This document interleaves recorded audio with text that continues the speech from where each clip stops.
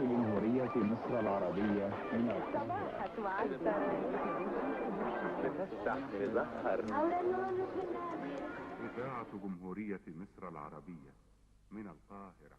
L'histoire de la radio accompagne l'histoire du 19e et 20e siècle, grâce à une suite de découvertes et d'inventions. Le 13 février 1946, c'est la journée mondiale de la radio proclamée par l'UNESCO. À l'occasion de la journée mondiale de la radio, un forum a été tenu afin de discuter du rôle de la radio et son histoire au fil du temps. Le forum a été assisté par M. Sameh Ragoy, président d'UniTV et ancien présentateur de radio, et Nesrine Okesh, présentatrice de radio, ainsi qu'un nombre de journalistes. La radio reste jusqu'à présent un moyen très important et très efficace. La radio est le seul moyen qui peut atteindre une large population. Tous les gens écoutent la radio, soit à la maison, dans la voiture ou à la cuisine. La radio entoure notre vie. La radio restera toujours le média le plus plébiscité par le public. Elle représente un vecteur d'information, de débat, de culture, de transmission des savoirs pour les femmes et les hommes.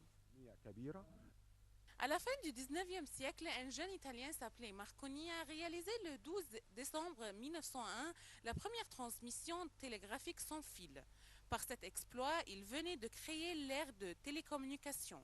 C'est les premiers signaux de la radio, une véritable révolution qui ouvrait la voie à un nouveau monde. Et en 1906, c'est la première transmission de la voix par radio par Fessenden. La radio est la plus ancienne moyenne de médias connue au monde avant la télévision et bien sûr l'Internet. Au fil du temps, la radio était liée avec la vie politique et les changements survenant au pays. Et on a vu le rôle principal de la radio dans la révolution du 25 janvier. La radio, c'est le moyen de crédibilité et d'objectivité.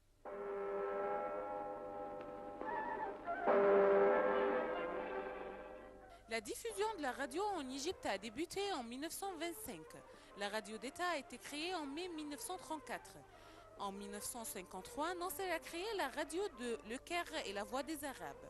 En 1970, l'État a réuni les stations de la radio publique au sein de l'Union de la radio et la télévision égyptienne.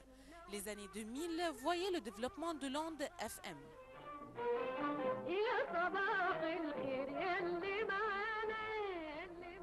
Le 13 février, c'est la journée mondiale de la radio. C'est un jour pour célébrer la radio autant que média qui a dépassé les 65 ans.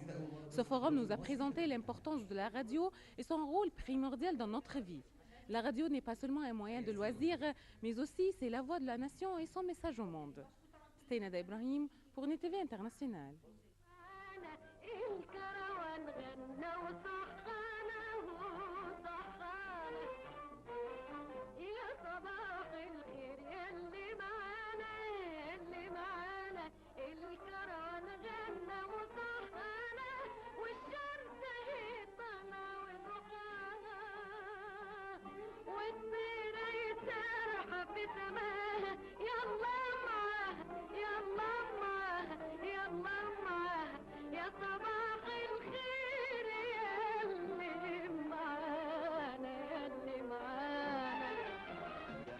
صبح يا حلو طل يا حلو صبح نهارنا فل يا حلو صبح يا حلو طل يا حلو صبح نهارنا فل شمسنا وخفة ظلنا حلاوة شمسنا وخفة ظلنا الجو عندنا ربيع طول السنة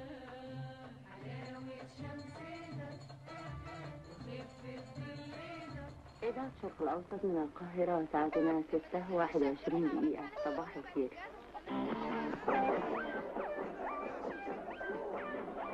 إذاعة جمهورية مصر العربية من القاهرة. صباحك معسكر بتفتح مزهر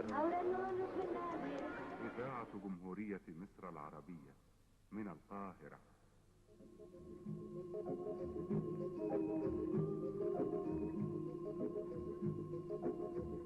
من حديقة الشعر والكلمات أقدم لكم قطرات الندى، لمحة شاعرة نقدمها لكم كل صباح.